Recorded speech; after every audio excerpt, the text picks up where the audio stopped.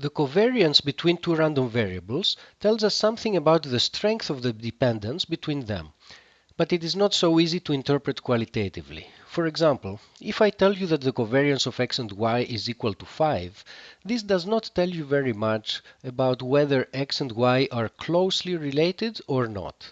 Another difficulty is that if x and y are in units, let's say, of meters, then the covariance will have units of meters squared, and this is hard to interpret.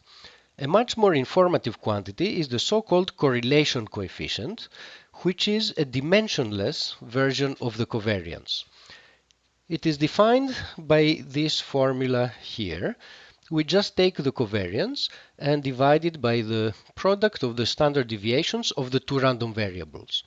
Now, if x has units of meters, then the standard deviation also has units of meters, and so this ratio will be dimensionless, and it is not affected by the units that we're using. The same is true for this ratio here, and this is why the correlation coefficient does not have any units of its own. One remark: if we're dealing with a random variable whose standard deviation is equal to 0, so its variance is also equal to 0, then we have a random variable which is identically equal to a constant. Well, for such cases of degenerate random variables, then the correlation coefficient is not defined because it would have involved a division by 0.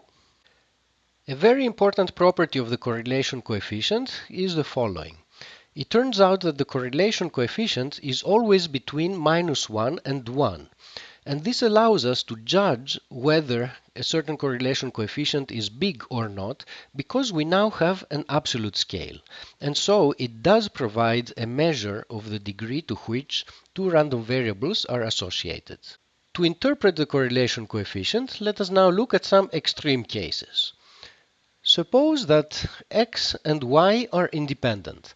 In that case, we know that the covariance is going to be equal to 0, and therefore the correlation coefficient is also going to be equal to 0. And in that case, we say that the two random variables are uncorrelated. However, the converse statement is not true. We have seen already an example in which we have 0 covariance and therefore 0 correlation, but yet the two random variables were dependent. Let us now look at the other extreme, where the two random variables are as dependent as they can be. So let's look at the correlation coefficient of one random variable with itself. What is it going to be? Well, the covariance of a random variable with itself is just the variance of that random variable.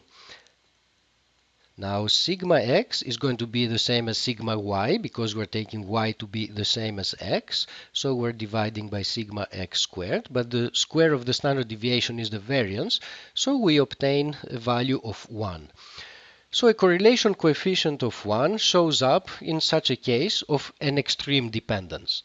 If instead we had taken the correlation coefficient of x with the negative of x, in that case we would have obtained a correlation coefficient of -1.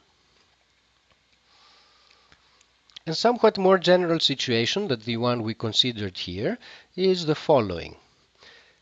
If we have two random variables that have a linear relation, that is, if I know y, I can figure out the value of x with absolute certainty, and I can figure it out by using a linear formula.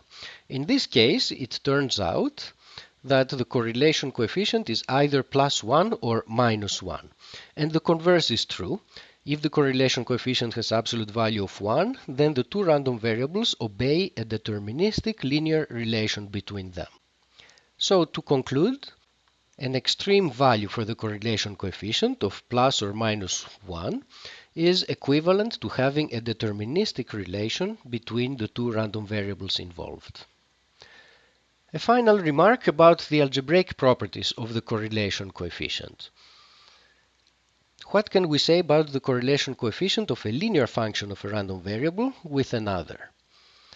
Well, we already know something about what happens to the covariance when we form a linear function, and the covariance of ax plus b with y is related this way to the covariance of x with y. Now let us use this property and calculate the correlation coefficient between ax plus b and y. In the numerator, we have the covariance of ax plus b with y, which is equal to a times the covariance of x with y. At the denominator, we have the standard deviation of this random variable. Now, the standard deviation of this random variable is equal to a times the standard deviation of x, if a is positive. If a is negative, then we need to put the minus sign, but in either case, we will have here the absolute value of a times the standard deviation of x, and then we divide by the standard deviation of the second random variable, which is y. And so what we obtain here is this ratio, which is the correlation coefficient of x with y, times this quantity, which is the sine of a. So we have the sine of a times the correlation coefficient of x with y. So in particular, the magnitude of the correlation coefficient is not going to change when we replace x by ax plus b. And this essentially means that if we change the units of the random variable x, for example, suppose that x was degrees Celsius and ax plus b is degrees Fahrenheit, going from one set of units, Celsius degrees, to another set of units, degrees in Fahrenheit, is not going to change the correlation coefficient of the temperature with some other random variable. So this is a nice property of the correlation coefficient, again, which reflects the fact that it's dimensionless. It doesn't have any units of its own, and it doesn't depend on what kinds of units we use for each one of the random variables.